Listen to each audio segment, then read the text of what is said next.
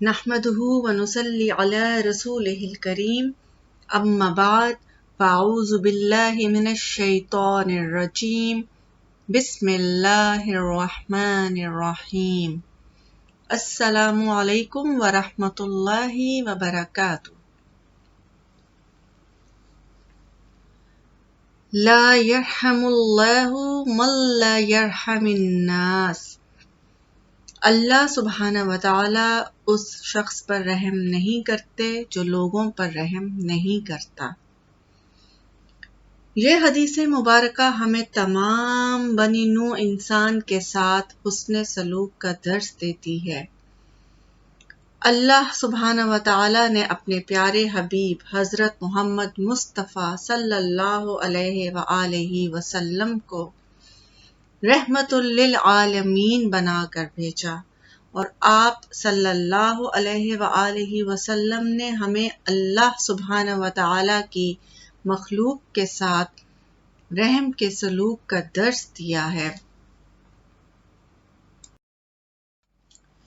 حسن سلوک کے سب سے زیادہ مستحق والدین ہیں، جس کا ذکر اللہ تعالیٰ نے قرآن پاک میں بہت جگہ پر کیا ہے۔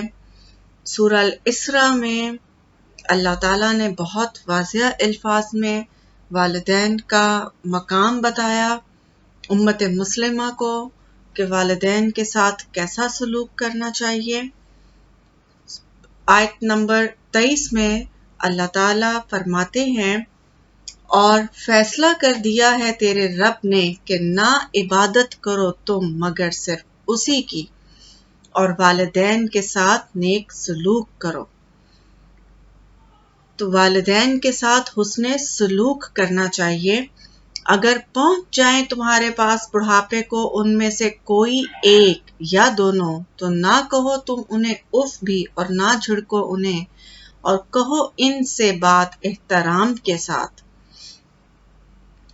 اور جھکاؤ ان کے حضور اپنے پہلو عاجزی سے شفقت کی بنا پر، اور دعا کرو ان کے حق میں، اے میرے رب رحم فرما ان پر اسی طرح جیسے انہوں نے پالا ہے مجھے بچپن میں۔ بہت ہی خوبصورت دعا اللہ تعالیٰ نے خود سکھائی، خود بتائی کس طریقے سے اپنے والدین کے حق میں دعا کرنی چاہیے۔ والدین کا احترام بتایا، ان کے سامنے اونچی آواز میں بات نہیں کرنی۔ جب وہ بڑھاپے کو پہنچ جائیں، ماں باپ کمزور ہو جاتے ہیں، اولاد طاقتور ہو جاتی ہے، تو اس طاقت کے بل بوتے پہ ماں باپ کے ساتھ زیادتی اور ظلم نہیں کرنا چاہیے۔ ہمارا اسلام ہم کو اس چیز کی اجازت بالکل بھی نہیں دیتا۔ تو اس آیت مبارکہ میں اللہ تعالیٰ نے بہت واضح الفاظ میں یہ بتا دیا کہ والدین کو تم اف تک بھی نہ کہو، اس صورت میں کہ وہ تمہارے پاس موجود ہوں اور بڑھاپے کو پہنچ جائیں، تو ان کے آگے اف تک کہنا بھی جائز نہیں ہے۔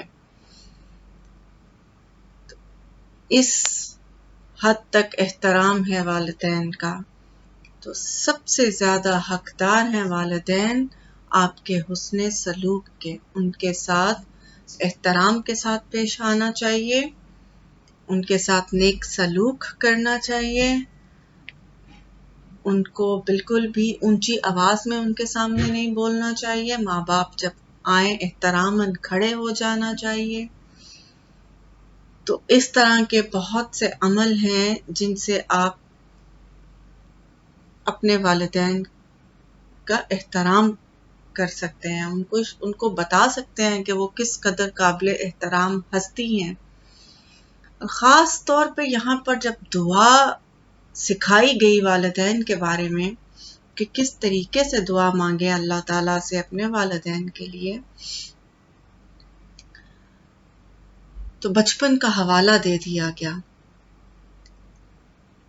بچپن میں انسان بہت ہی زیادہ محتاج ہوتا ہے اپنے والدین کی طرف سے پیار، محبت، شفقت، ہر قسم کی دیکھ بھال کے لیے وہ اپنے والدین کا محتاج ہوتا ہے.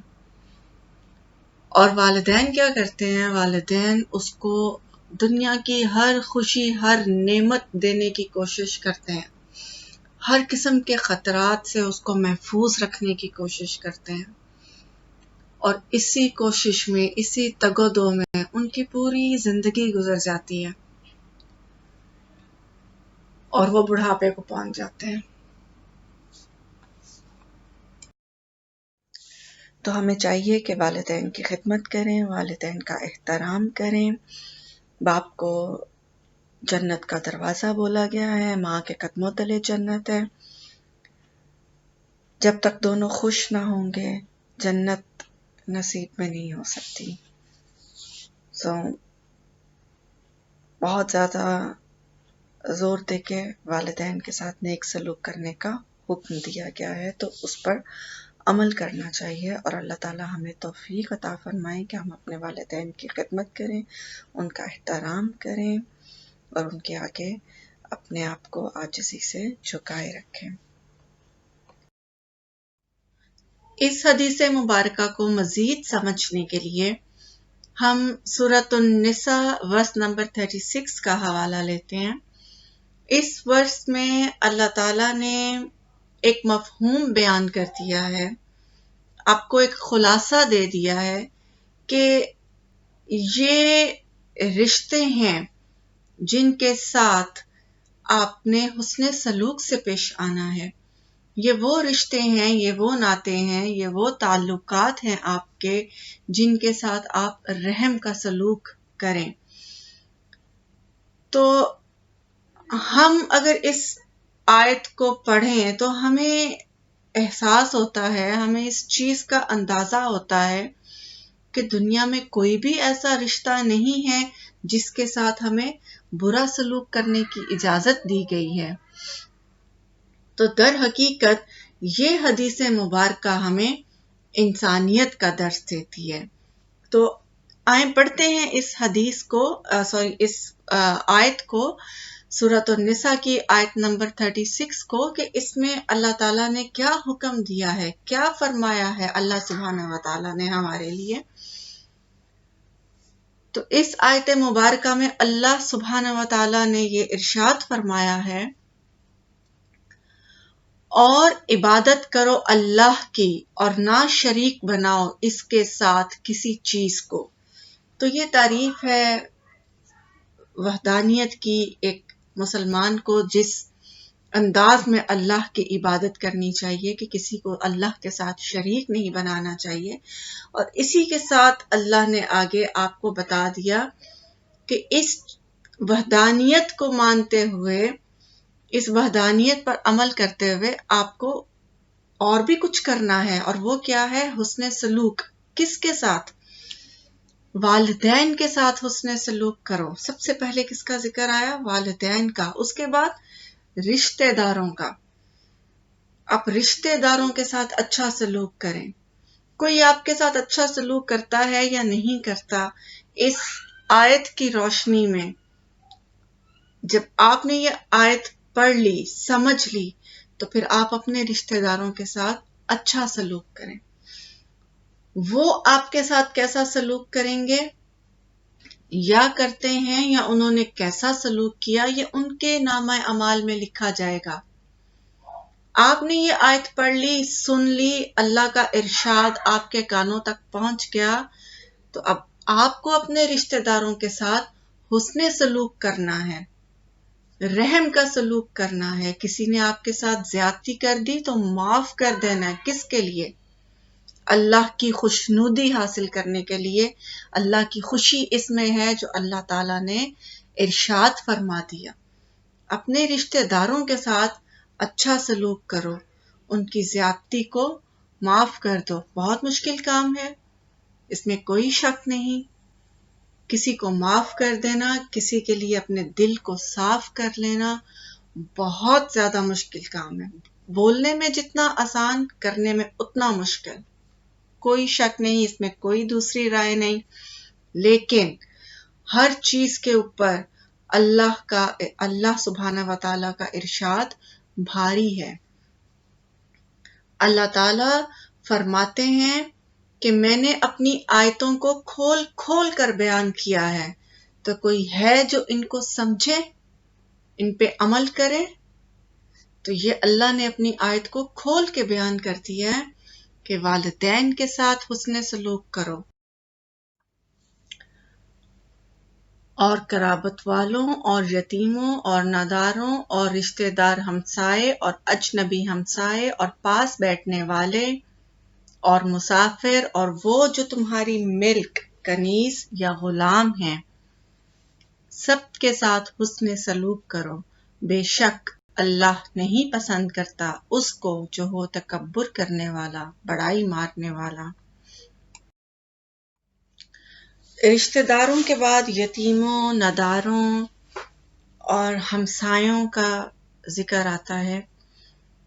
ہمسایوں کے بھی بہت سے حقوق ہیں۔ اب یہاں پر دو طرح سے ہمسائے اس آیت میں بیان کیے گئے ہیں، ایک رشتہ دار ہمسائے اور ایک اجنبی ہمسائے۔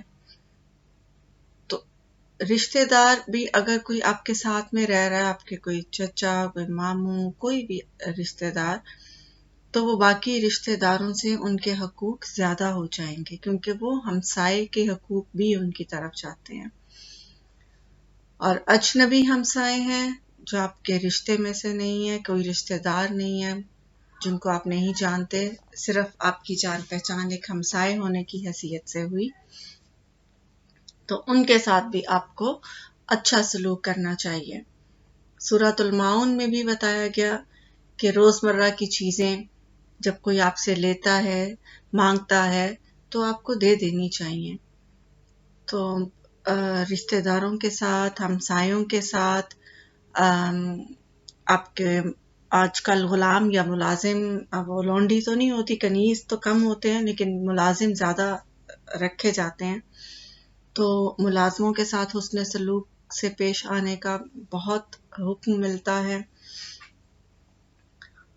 کسی بھی وجہ سے بہت بہتر ہے کہ آپ ملازم کو ماریں، تو اس سے بہت بہتر ہے کہ آپ ملازم کو آزاد کر دیں، مطلب اس کی جتنی اجرت بنتی ہے اس کو دے کے اسے فارغ کر دیں۔ اس پہ ظلم کرنا، اس پہ مارنا، یہ ٹھیک نہیں ہے۔ اگر آپ کو پتہ چل رہا ہے ملازم آپ کو تنگ کر رہا، آپ کی بات پہ عمل نہیں کر رہا، تو آپ اس سے خوش نہیں ہیں، تو آپ اس کو اس کی اجرت دیں اور اس کو فارغ کر دیں، بجائے کہ آپ اس پہ ظلم کریں، سختی کریں۔ یہ اسلام ہمیں اس چیز کی اجازت نہیں دیتا۔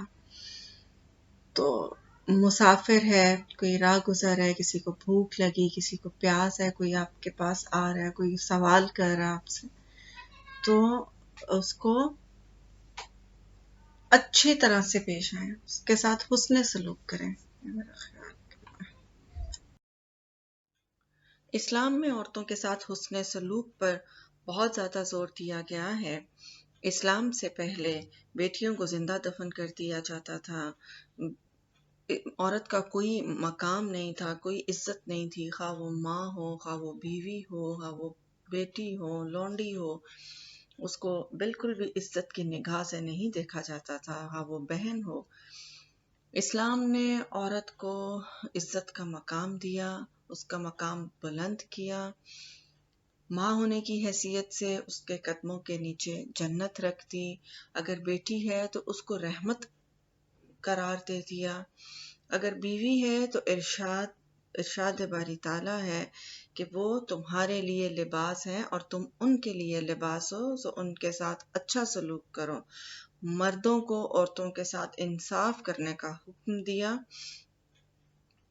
عورت بیوہ ہے تب بھی حسن سلوک کا حکم ہے، عورت طلاق یافتہ ہے تب بھی حسن سلوک کا حکم ہے۔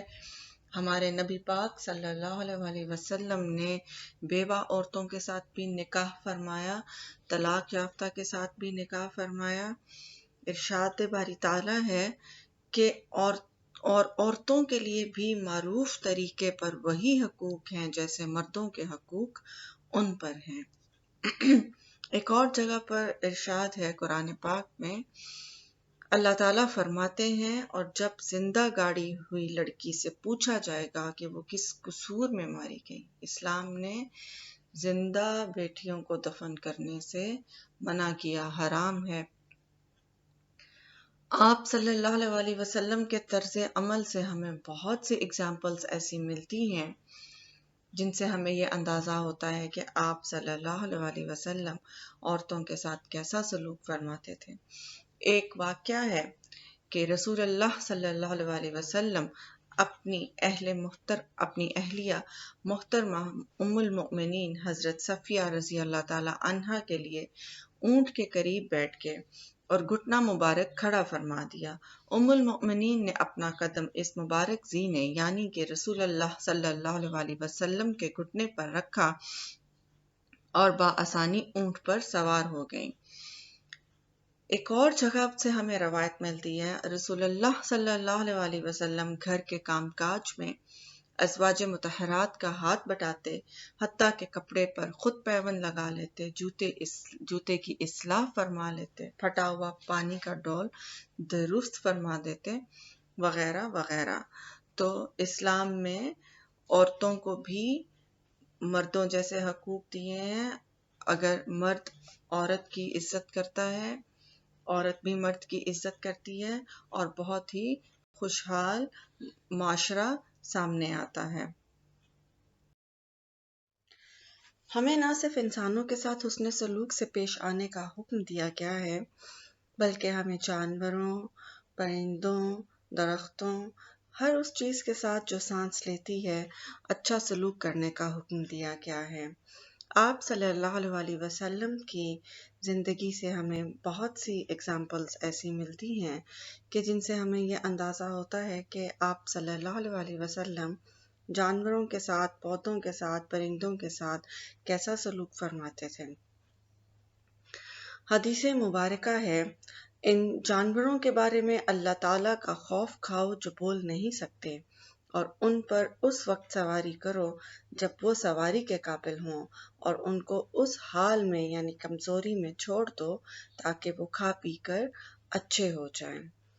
ایک اور جگہ پر حدیث مبارکہ ہے، ایک عورت کو اس لیے عذاب دیا گیا کہ وہ بلی کو باندھ کر رکھتی تھی، نہ کھلاتی نہ پلاتی اور نہ اس کو آزاد چھوڑ دیتی کہ چر چگ کر کھائے۔ اللہ تعالی ہمیں عمل کرنے اور جانوروں کے حقوق کا خیال رکھنے کی توفیق عطا فرمائے۔